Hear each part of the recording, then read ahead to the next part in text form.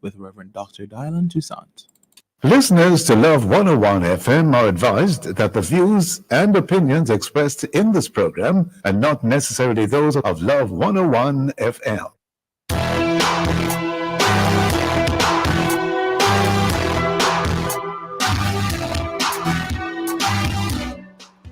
Hello and welcome to the Morning Watch on Love 101 FM. I'm your host, Dylan Toussaint. A special welcome to our listeners on love101.org, and if you're overseas and on the move, U.S. listeners can access us at 712-832-8001. And if you're in the UK, 0330-332-6541, or join us via the Love 101 FM app that can be downloaded from the Google Play Store or the Apple Store. You can also join us on Love 101 FM Facebook and YouTube Live. In the first watch today, exploring the laws that govern the protection of children on social media. And in the second watch, New Year resolutions to make or not to make. For our social media question, we ask, how are you going to ensure that you keep your 2024 New Year resolutions? We're asking you to share your responses on our Love 101 FM Facebook page and YouTube channel, and also on WhatsApp, 876-997-3125, using the hashtag The Morning Watch. We'll share your responses later on in the program, but before all of that, here's our quote. All right, so today's I quote says, "Every goal comes with its own Goliath." And this quote is from F.J. Thorpe. Yeah, good quotation. Good morning to you. Good morning. Yeah, you were missing in action yesterday from the studio. I had some engagements to take care of. Yeah, celebrity. I wouldn't say that, but it's good. Yes, how was it? It was good. It was a good time. We were supposed to only do one song, yes, and then they asked us to stay back, so we did two. Okay. To close out the show, but it was good. All right, to get your autograph later. The first touch will be back after this break.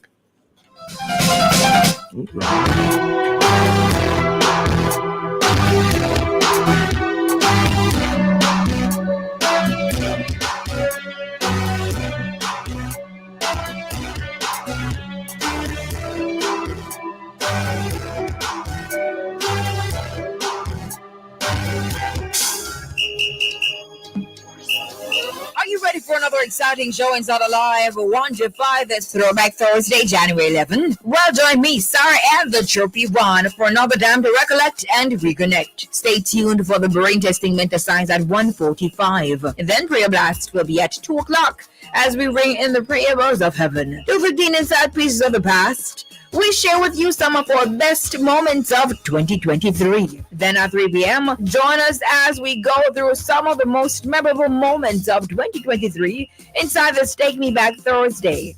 Remember, you can share with us what were some of your favorite features. All this and more will come alive 1 p.m. to 5 p.m. this Throwback Thursday, January 11 on the family station, Love 101.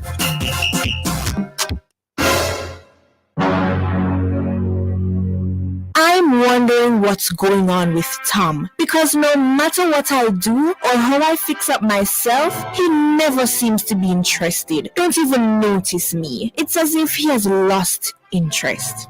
Hey, you there? Come a little closer to the radio. I have a secret to share with you.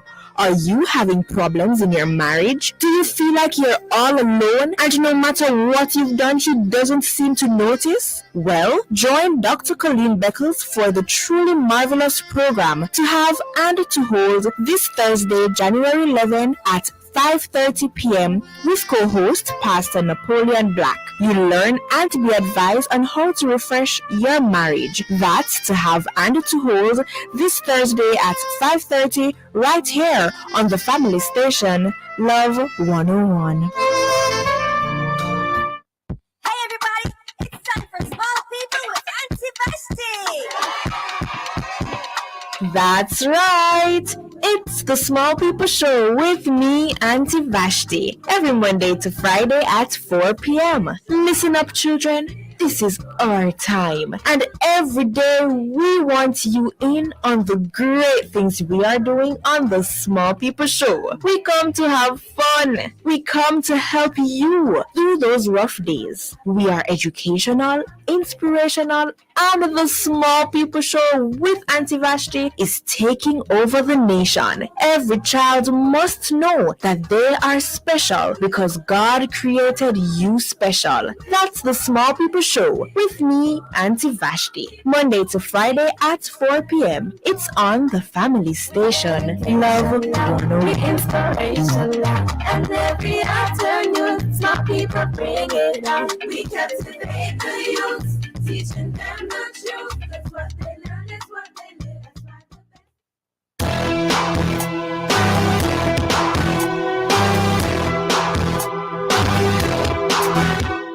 Welcome back to the Morning Watch. Thanks for staying with us.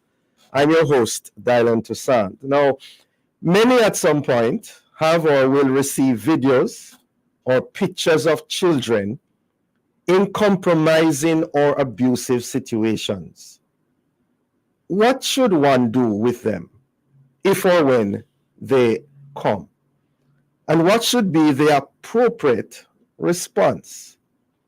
Well, to answer these and other related questions, we have with us Professor Opal Palmer Adisa, cultural and gender activist, and Mr. Michael Diamond, attorney at law. Good morning to you both. Good morning. Thank you. Yes, good morning, Professor. Mr. Diamond, you with us?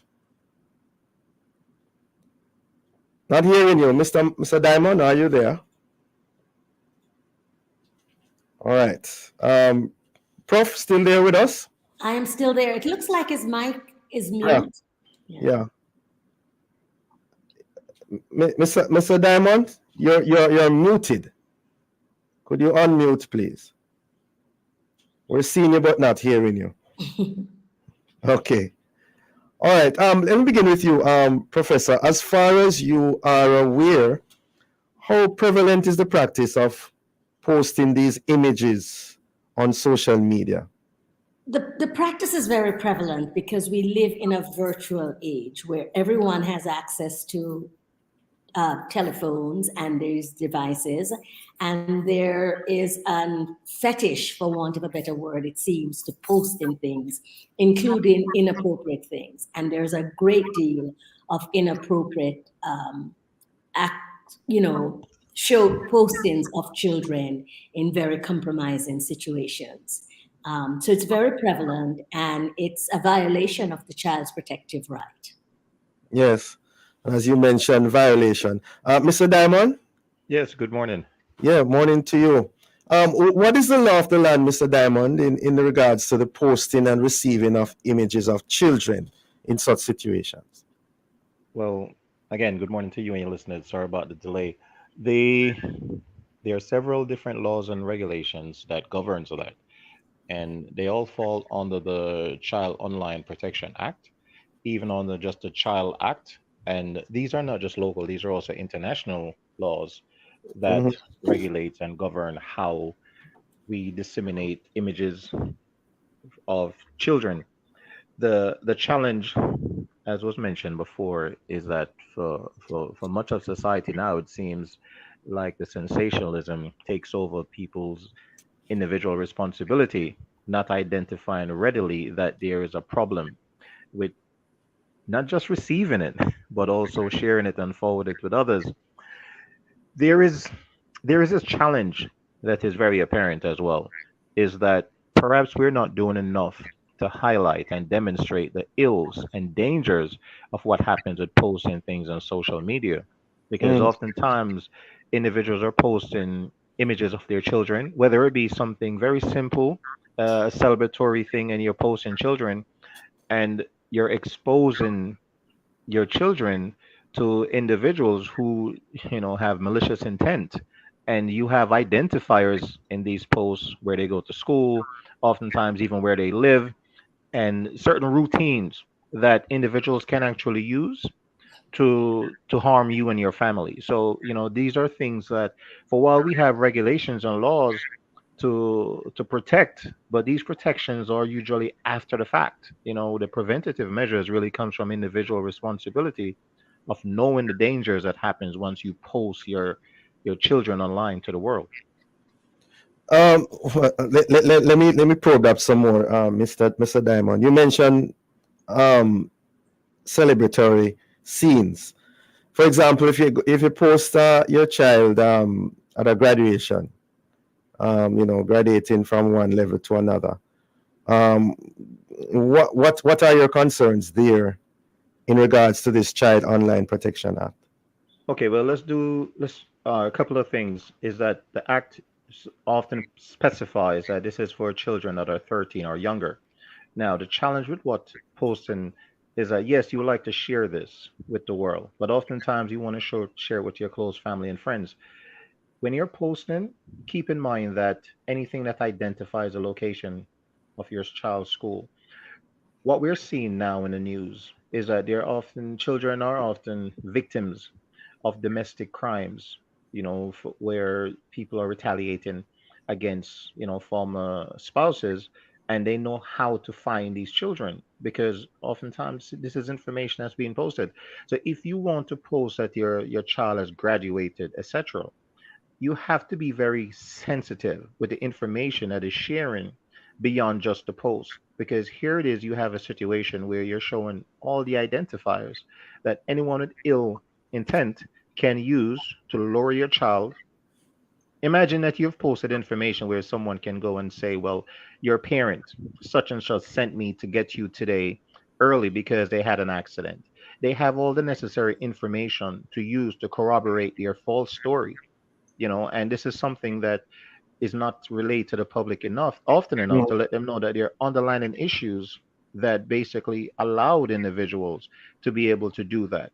When gaining the confidence of a child comes with the fact that you know information that perhaps only their parents would know, unfortunately, this is also information that was shared online.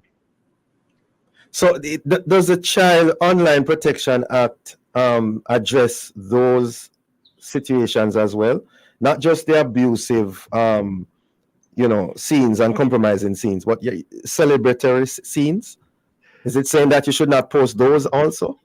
It actually doesn't really speaks to that. For while it speaks to taking certain precaution, what the act is doing is basically saying that there's certain things that should never be posted without an adult or guardian's permission, which it really speaks to the commercial operators of these sites to prevent children, minors, from being able to access and post certain things. But the onus is really on the parents or guardians and not just simply the commercial operators. For while it Very tells much. you that when you're posting, be Mhm. mindful of what you're posting.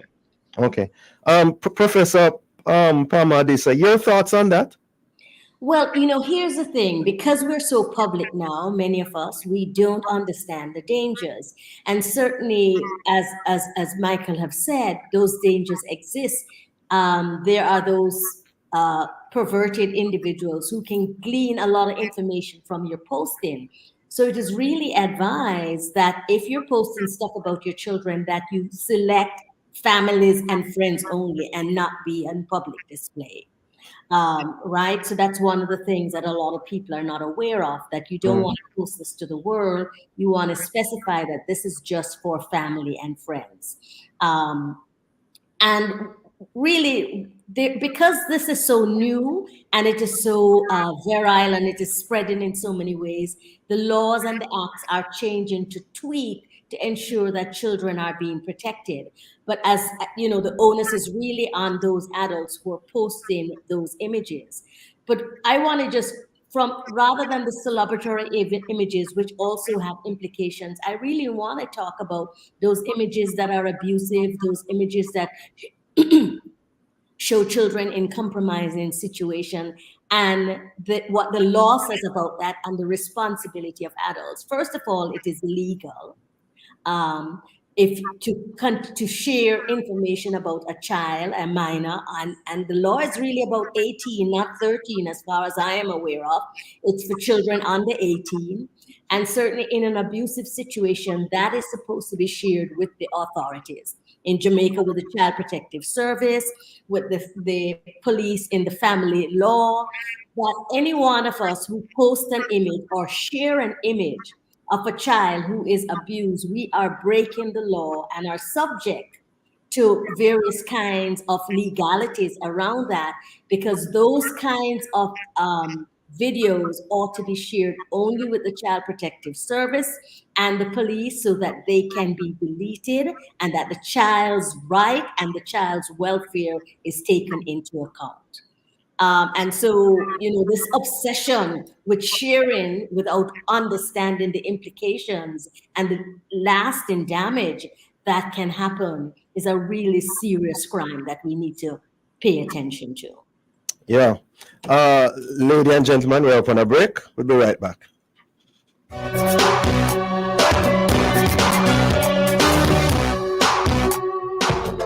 Harold, do you have a minute? I need your help with something. What that no? I'm filling out this form from the company's office and there's a section about beneficial ownership, but I don't even know what that means. Well, a beneficial owner is anybody that owns or controls a company. That could be anyone, a shareholder, director, or manager of the company. The company's office also needs to know the identity of all these people, including their occupation, nationality, date of birth, current address, and a copy of their ID.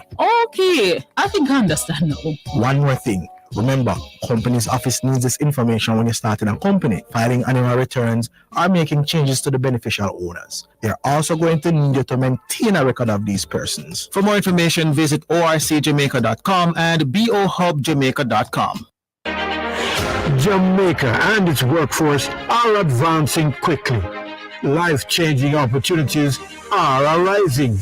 You need training and support. We are the Renewed Heart NSTA Trust, committed to providing new and emerging skills training and opportunities. Come to Heart. We'll help you claim your place in the workforce of the future.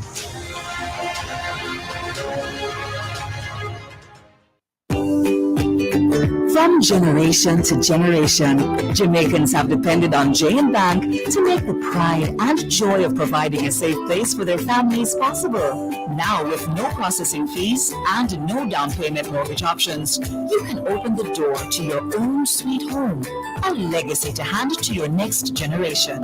Visit jnbank.com to get pre-approved today. J&B Bank will help you find a way.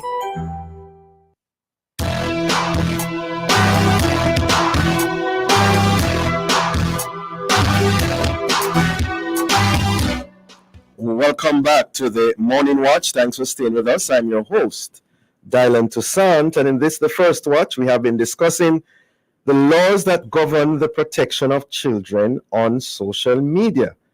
In so doing, we have online Mr. Michael Diamond, attorney at law, and Professor Opal Palma-Disa, cultural and gender activist. I'm not sure, Prof, if you're finished your comments before the break. No, I just want to emphasize that it's important that we know that as all adults, not just teachers and nurses and people in the government, all adults are legally obligated to report any kind of abusive act they see. And failure to do that can result in very serious legal actions being taken against us. There are three primary, the Child Care and Protective Act talks about protection, provision, and participation, right? This is what is Jamaica has locally and internationally. We have signed on to those laws. And all adults are responsible under the law, not just teachers and doctors and people in the medical industry. If we witness or are aware of an abuse of a child, to report that. And we have a hotline, 211, so people should be aware of that hotline and report any incidents of abuse, physical, emotional, sexual, to the right authority. Yeah, thanks. Now, Mr. Diamond, Prof has emphasized the responsibilities and accountability in regards to adults. What does the law state, if at all, in regards to children sharing such images among themselves and with others? It's important to note that, just as Prof said, that that responsibility is everyone. Now, when it comes down to children, minors, sharing amongst themselves, thinking that, this is something that is privately done, there is absolutely no privacy where your devices are concerned. All things that occurs on your devices are subject to the authorities. Simply meaning that if the authority believe that some crime or possession of crime evidence is on your device, they can access that device. This is something that is so important. The sharing of nude images or any other sexually explicit images on your devices is absolutely unlawful. This is a situation that has basically caught many individuals by surprise. You may have many friends on your, let's for example, a WhatsApp, and they have shared images that's been forwarded many times, and you did not take the time to delete these things from your phone, and you are traveling overseas. The United States Border Patrol do have the authority to access your devices for many different reasons. And if they do come across these things, they can prevent you from entering, and then they can also prosecute you as well. There's been cases in the past where this has occurred. Individuals claim in a sense that, it wasn't them that initiated it. They don't know the individuals and the images. Nevertheless, it is on your device. So it's important for us to know that sharing of these information is totally unlawful. Amongst children, it's also very, very unlawful because, again, children on a certain age should not be engaged in any sexual act or behavior to begin with. So even though the Child Protection Act is there, the treatment of minors are totally something very sensitive to deal with. Again, it's because they're in possession of the devices, they're Mm-hmm. sharing this, Mm-hmm. and what has happened is there's been significant challenges being able to enforce these laws because of the commercial aspect of it. So the commercial aspect of it, those providers would push back, saying that it regulates them in such a manner that it affects their commercial enterprises because you're asking them to do something that is almost impossible to do. You cannot police these things because oftentimes you're not aware of whom is behind the devices. Unfortunately, that is something that is still being debated even today. Even as a matter of fact, they have brought new legislation on the Mhm. international level to see how they can stem this from happening. But nevertheless, the fact that you have crimes being committed, even if it's elsewhere, and it is shared with you in your group by individuals to whom you know or don't know, the fact that it's on your device creates a situation where you can be held accountable. What you are supposed to do: delete it immediately. Or you notify the authorities and you send it and the information from whom you received it. Many of us may not do that because of whatever reason and you don't want to get involved. But the fact of the matter is, if you are discovered with this information on your computer, on your cell phone, or otherwise, you can be held accountable. It's unlawful to share images of children with or without your permission. And Mm. I want to, if I might, I want to just add a few couple of things here. One of the issues that we're not looking at, and we need to look at very keenly in all our in the entire world, but certainly in Jamaica, Mm-hmm. is our values and the need for conversation. So these rules and regulations are being changed, but parents and teachers need to speak to children about the moral implications, about that it's wrong, even though you might find it funny or whatever, to share that sharing information that violates another person is wrong, and that should not be done. So we're not having those very important conversations about values and morality, and a lot of this has to do with that. And so those kinds of things have to be inserted into the curriculum, and parents have to constantly have dialogue with children and be aware of what children are accessing and give them Mm. information that says, this is not appropriate. You wouldn't want someone to share that about you. You should not share that about another person. Yeah. Um, beginning with you, Professor Palmer Disa, what's your response to those who argue that by making these posts, in some cases, they are simply making others aware of the realities in Jamaica? For example, I gather that something went viral recently. The beating up of a child. by adults. The argument is if that was not, posted, persons would not have known what is taking place and what took place in that regard. What's your response to that? Well, I certainly would not have known, and I was interviewed on that issue. Um, I think some of this information we need to know, but it's not, ultimately, it's a violation of that child. It does exposes the perpetrator, but it also exposes the child and make the child vulnerable. And those kinds of videos last forever, right? Yeah. And this is something that people don't understand. They're stored, they're shared internationally, and they Yeah. can create tremendous psychological and emotional damage for people. So if someone shared that with me, and I deleted it because I don't want these things in my possession. I think they're very harmful, they're very painful to look at. So, yes, in some instances, some of these, our knowledge about the widespread abuse is we're gleaning from social media, but it hasn't stopped it. It hasn't lessened it. So then we have to say what then is the value if, in a sense, it seems to celebrate it more rather than diminish those kinds of abuse. Because ironically, perhaps that same video would be used in the courtroom if You there's going to know, be a case. Mr. Diamond? you know, um, here's a challenge with that. Simply, there is no legitimate reason for them to say that they would like to bring awareness. That information should be shared with the authorities. Simply that. Should have been sent The fact directly to the police. directly to the authorities. The Yeah. fact is that the person who decided to video, that individual wasn't doing it to say, well, I'm capturing evidence so that these individuals can be prosecuted. It's because of this malicious behavior that society has degenerated to. Rather than call the authorities, you're actually making a video. Now, what happens is that in a case for prosecution, the video that's been shared cannot be used. Only the individual who produced the video in the first instance must be willing to testify against its authenticity. Oftentimes, such individuals cannot be found, and all you have is a video that went viral that cannot be used in court. So the fact of the matter is that there is you want to bring highlight and awareness about abuses, there's a proper way of doing it. Let us post prosecutions and sentencing of individuals who have actually Mhm. been convicted, rather than the sense, rather than showing that this individual is being beaten.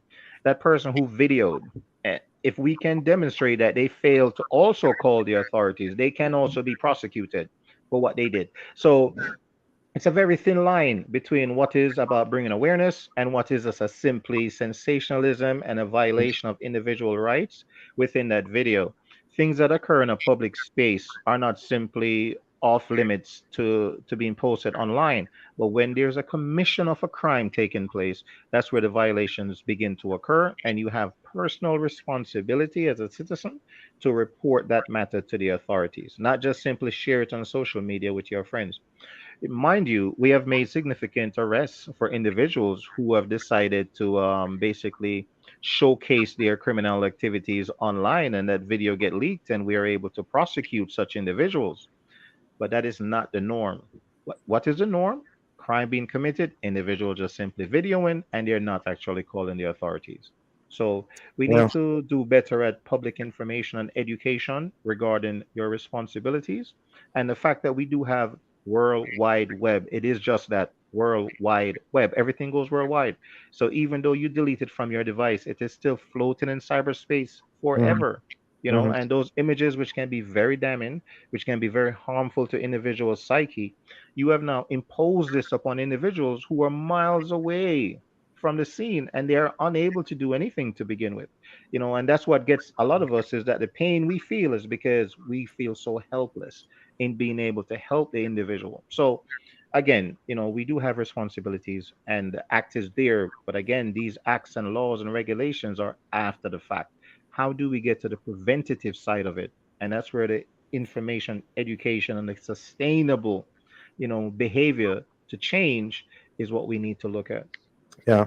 Prof, you have the final word in less The than a final minute. word is that we have to protect our children. We've demonstrated recently in the last several years that we're not protecting our children. Child abuse is very real, sexual, emotional, physical, and every adult has the responsibility to report it to the specific authority. There's a 211 hotline, and I want to invite everyone to be aware of that. And if they see anything, to report it to the authority. We need to protect our children from all forms of abuse. Well said, lady and gentlemen. Thank you so very much for joining us this morning. Have a safe day. Thank you for having us. Too. Listeners, the Morning Watch will return in just a moment.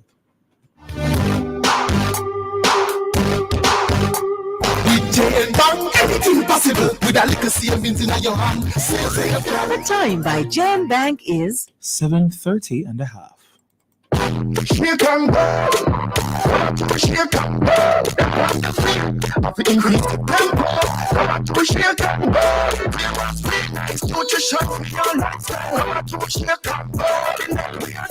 Boy, football season naked. She can go. Try the delicious new flavors today. Strawberry, vanilla, peanut. She can go.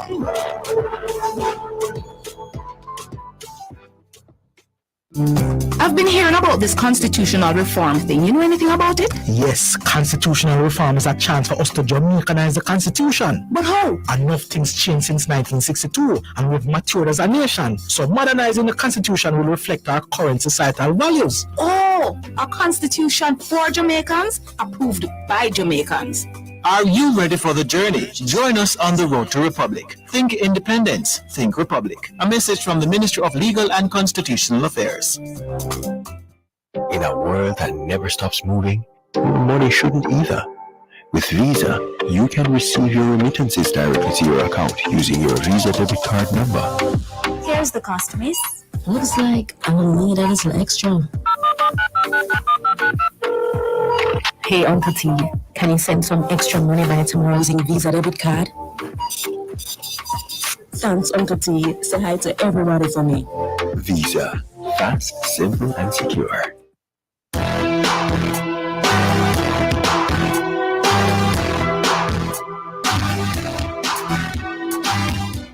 Welcome back to the Morning Watch. Thanks for staying with us. I'm your host, Dylan Toussaint. Let's now look at the newspapers to see what Jamaicans and others are saying and doing in the Gleaner. DPP makes ruling in case against NWC President Mark Barnett and his wife.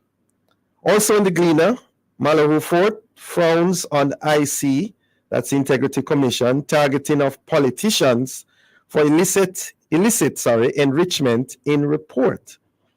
In the Observer, blame me. Vaz apologizes for poor JUTC service and pleads for 6 months to fix it. In the Observer as well, detective admits no physical evidence linking Barnes to murder. In Loop News, couple succumbs to burn injuries from fire in Spanish Town. Oh my. And also in Loop News, Sharika Jackson set to open her 2024 season on Saturday. Wish her all the best. Those are some of the major stories in our newspapers. Well, coming up next, we read some of the feedback from our social media question. How are you going to ensure that you keep your 2024 New Year resolutions? We're asking you to leave a comment on our Facebook page and YouTube channel of 101 FM Jamaica or WhatsApp 876-997-3125. We'll be right back.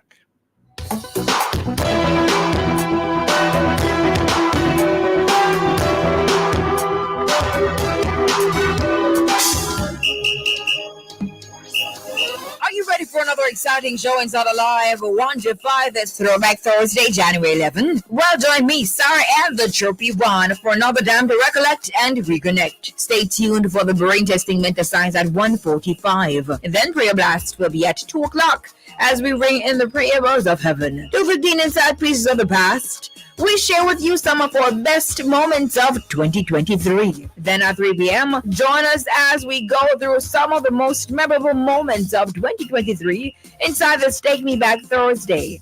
Remember, you can share with us what were some of your favorite features. All this and more will come alive 1 p.m. to 5 p.m. this Throwback Thursday, January 11, on the family station, Love 101.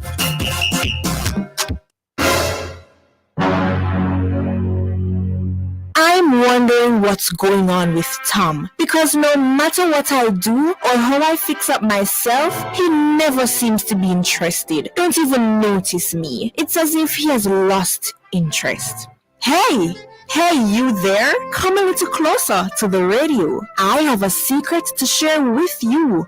Are you having problems in your marriage? Do you feel like you're all alone and no matter what you've done, he doesn't seem to notice? Well, join Dr. Colleen Beckles for the truly marvelous program To Have and to Hold this Thursday, January 11 at 5:30 p.m. with co-host Pastor Napoleon Black. You'll learn and be advised on how to refresh your marriage. That's To Have and to Hold this Thursday at 5:30 right here on the family station, Love 101. Hey everybody, it's time for Small People with Auntie Vashti.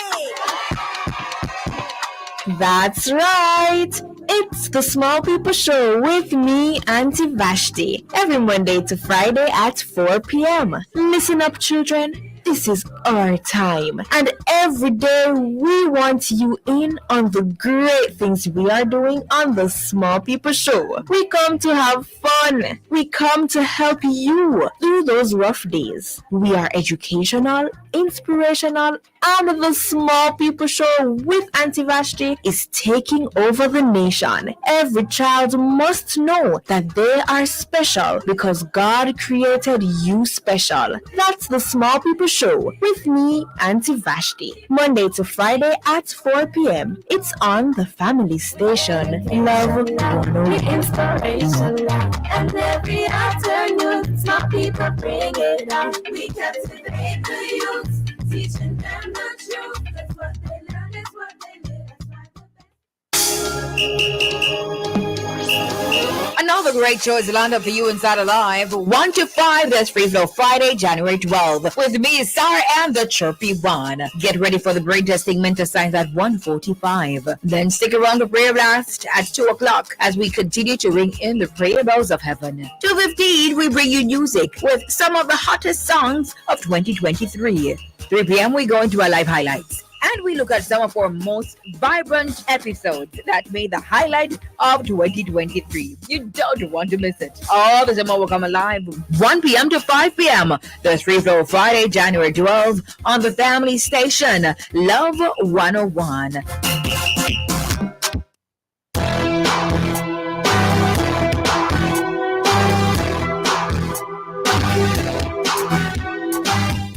Welcome back to the Morning Watch. Thanks for staying with us. I'm your host, Dylan Toussaint. Let's now join Jukal for a look at our Facebook, YouTube, and WhatsApp friends. Answer today's question: how are you going to ensure that you keep your 2024 New Year resolutions? Jukal? All right, so we have one from Sister Ennis. She said, I will ensure I stick to my New Year's resolutions by not making any. And that's her. That's her blessing to it. I like that one. Right? To be safe. Yes. I guess that's her resolution, not to Right? make any Not making resolution. Okay, thanks, Sister Ennis. Interesting quip there. Well, as we segue into the second watch, every new year we're encouraged, of course, to make resolutions. Some persons have already made them and are keeping them so far, while others have made them but have already broken some or all of them. And of course, there are those who, like Sister Ennis, who have chosen not to make such resolutions. So, should we make them or shouldn't we? Well, to help us answer this question, we have online Mr. Feliciano Thorpe, psychology and humanities lecturer at VTDI, Good morning, Mr. Thorpe. All right, not fully with us as yet. Okay, with us, Mr. Thorpe. Hi, good morning. How are you? I'm well. How are you? All the best for the new year. And you too. I'm Good. good.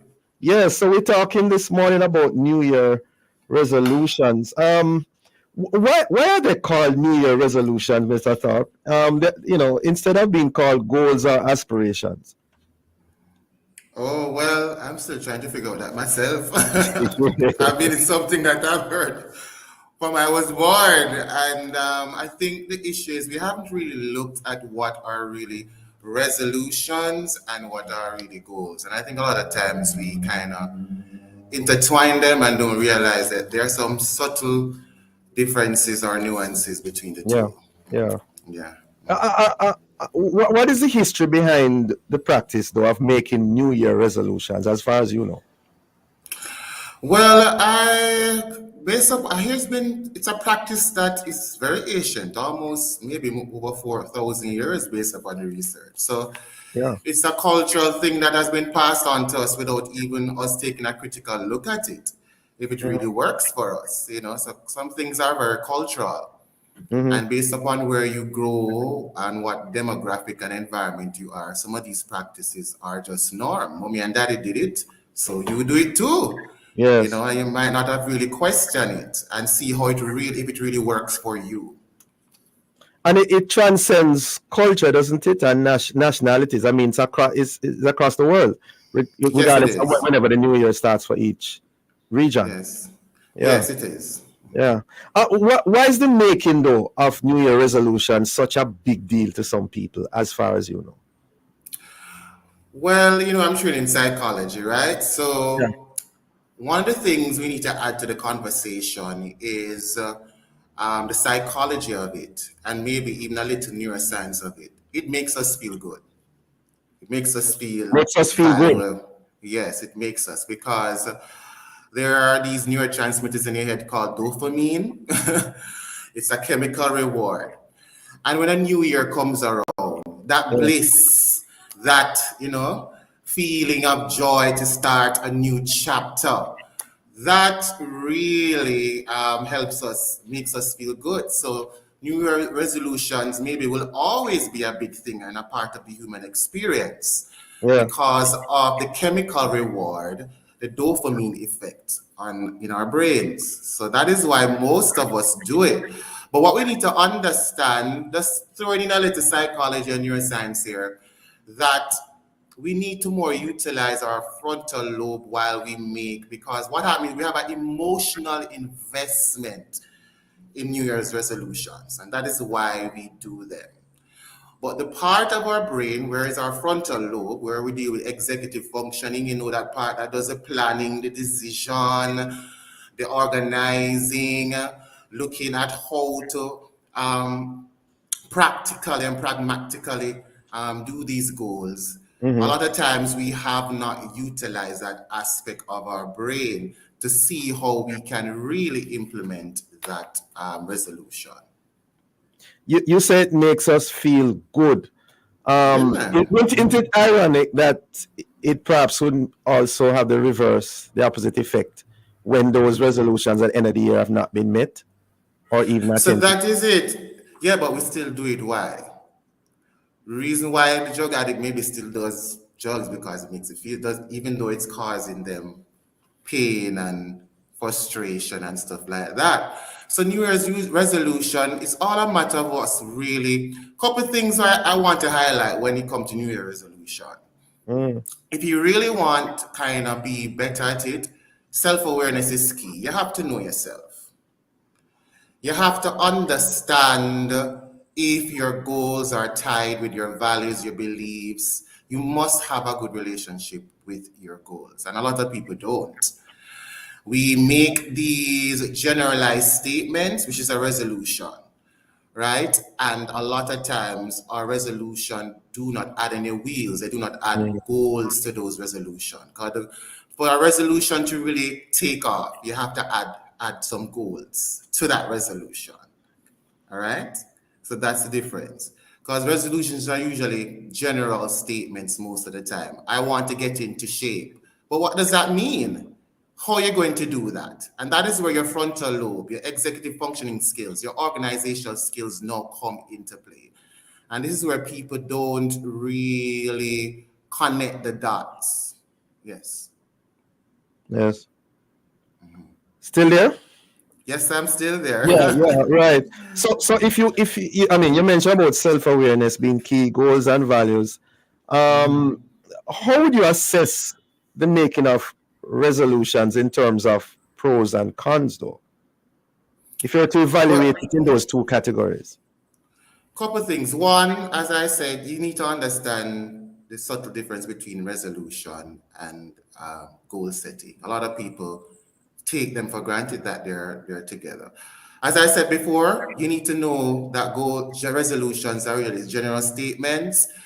They are usually abrupt decisions, and your brain does not work like that, nor your human Mr. Thorpe, I'm so sorry. We are up on a break. So hold that thought, please. We'll be right back. When you say phosphorus, you say electrical. SWA cables, conduits, transformers, and breakers. When you say phosphorus, you say lighting, chandeliers, and more. When you say phosphorus, you say LEDs and solar water heaters. Phosphorus is electrical, lighting, solar, and LEDs. Visit us today, Kingston, Mandeville, and Montego Bay. Phosphorus. They're full of life. You're full of love. They're carefree. You can more. That's why we created Child Protector, a critical illness insurance plan from Sagicor Life. It provides coverage for your child in the event of 15 critical illnesses, hospitalization benefits, life insurance, and investment benefits. So make sure your child can live life to the fullest. Apply for Sagicor Child Protector today.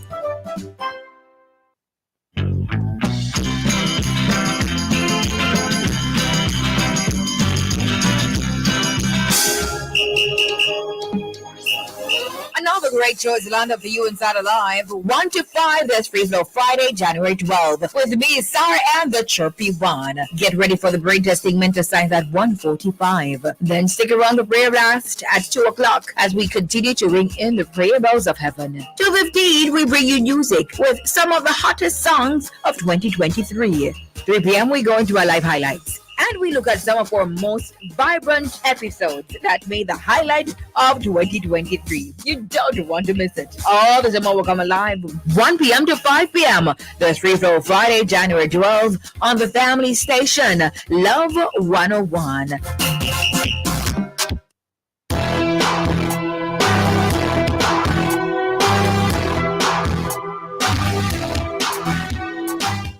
Welcome back to the Morning Watch. Thanks for staying with us. I'm your host, Dylan Toussaint, and in the second half of the second watch, we have been looking at the whole matter of New Year resolutions, whether we should make them or not, and if we don't, what should we do? And in so doing, we have online Mr. Feliciano Thorpe, Psychology and Humanities lecturer at VTDI. Welcome back, Mr. Thorpe. Yes, good welcome. Thank you so much. Good, I interrupted you in your yes. Statement. Please continue, sir. The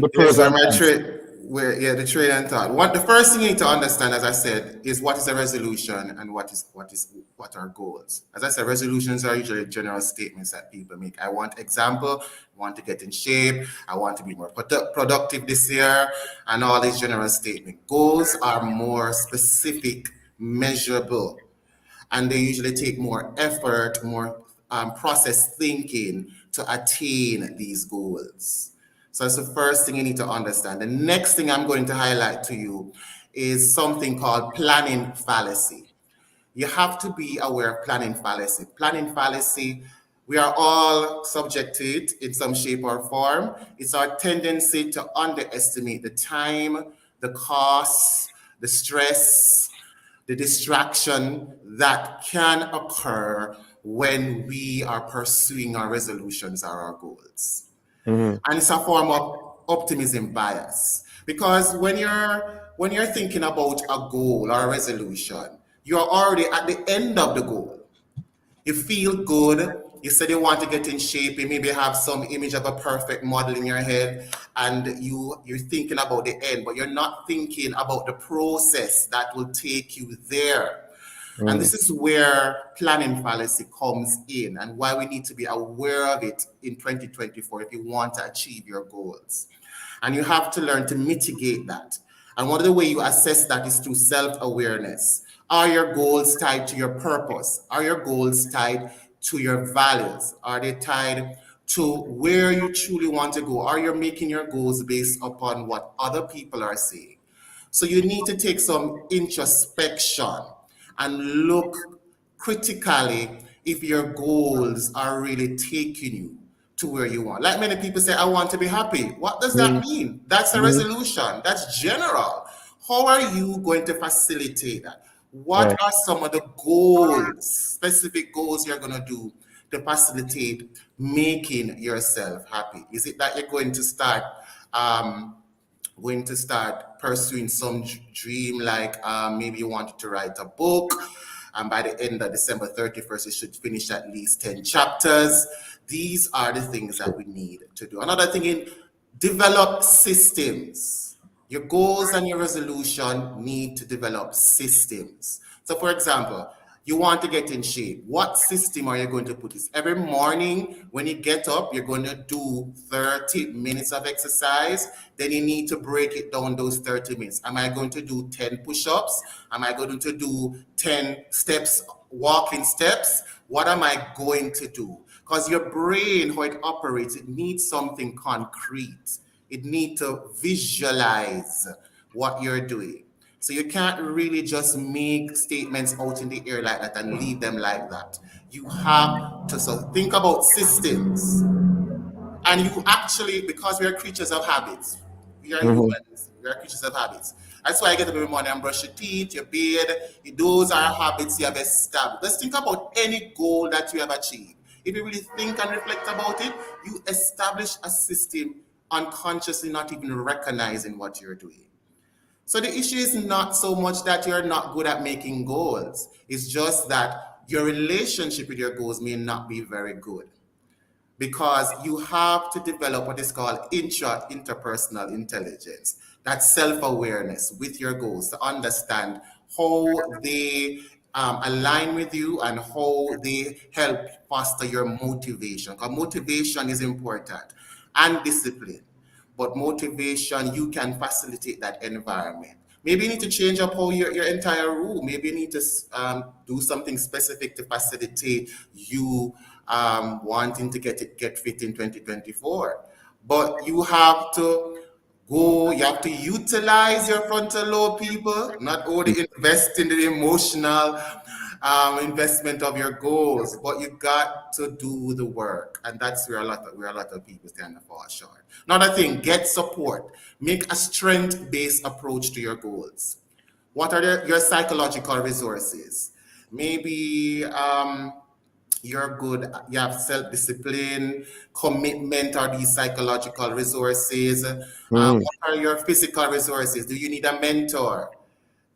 You have to be real, self-aware. If you know you're not good in maths and you want to get an A in maths at the end of the year, find a mentor, find a teacher, find a group, find a friend that is you know is good at that and ask you to help. So find your resource. A lot of times people make goals and they make them isolated.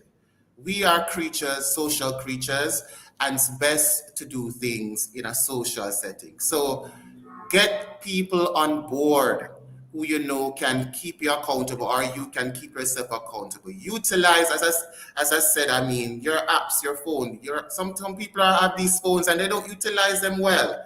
There's so much apps that can keep you accountable, remind you of where you're. Another thing, prepare for fallbacks. Another thing, very important in goal setting. A lot of people, as I said, the planning fallacy principle, we don't have a contingency plan in place. What if tomorrow something happened and you're not able to do those 30 minutes? Does it throw you off? How do you rebound from that plan or that goal? Always put that contingency plan. Maybe you can adjust it in the evening. So if you're not able to do it in the morning, maybe when you come home, the first thing you do, you drop all distraction and you do 30 minutes of exercise when you reach home. Right. So you always have to have that kind of approach, that kind of strength-based approach to your goals, and be flexible. Another thing, the SMART principle that Yeah. the acronym that we always do. Everybody knows that. Another very, very important. I'm going to add two things to it. Instead of just being smart, be smarter. I'm going to add ERT. I think the S means specific, the M mean measurable. Your goals must be measurable. A mean achievable. R mean they must be realistic, and E. But I'm going to add ER to it. E means evaluate. Critically evaluate your goals. One of the things that I have is that I have one of those whiteboards. I'm a teacher. So I put up that big whiteboard in my house and I write down my goals on it. And then when January, February, March, I say, no man, I didn't do this goal here.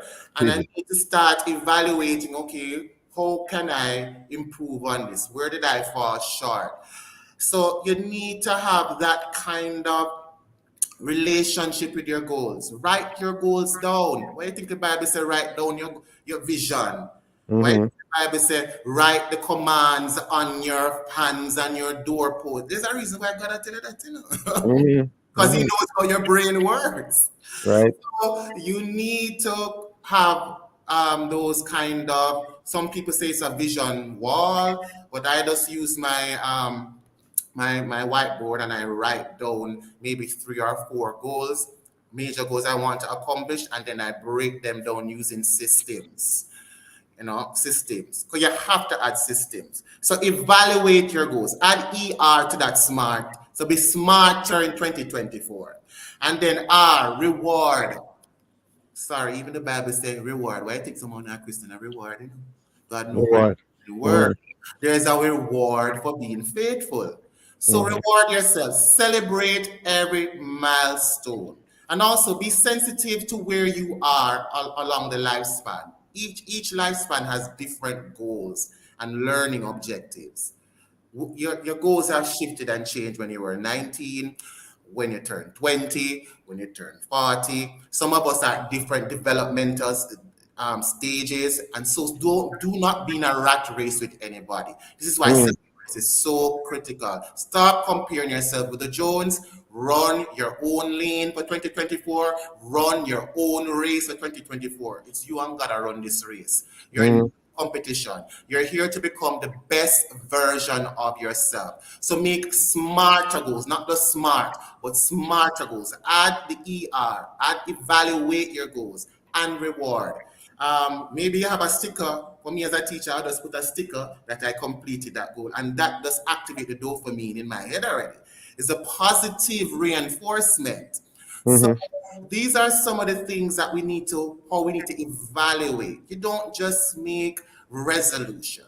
Add some wheels, add goals, add systems. What exactly what kind of system are you going to put in? You want to study. Make a study room, and this is where you're going to go at 4 o'clock. Then research, look at the best study skills, what works for you and what doesn't work for you. You are unique. There's nobody like you, and your goals are going to be different. If your goals are out of whack with your workplace and your values, you need to maybe start looking for a job. And it cannot be you sitting there complaining. I mean, even the job that I am in right now took me almost maybe 2.5 years. I've been searching. You can't say you want to have a nice master's degree and just sit down there on it. What are you going to do? Get that newspaper. That's what I did. For almost 10 years, I was very comfortable. I wasn't really looking a job. Then I started buying the Gleaner every Sunday. Up to now, that system is established in me now. Every Sunday, automatically, I go for the Gleaner. Even though one of my friends says, stop looking now, you get job. But I'm just saying, these are some of the things that we take for granted. We just think it's just happen in an isolated form. Network. You want to look for a nice place in 2024? Yes, that's a nice resolution. What system are you going to put in place? Are you going to go to church and ask Brother Tom or Brother Pam, are you going to ask the people at your workplace come home? 90% of the times is when you more get those kind of things based upon recommendation than maybe looking in the cleaner. So yes, look for the cleaner, but be pragmatic in 2024 and cause those goals to manifest. By All God. right. All All right. right. Well, that's a mouthful.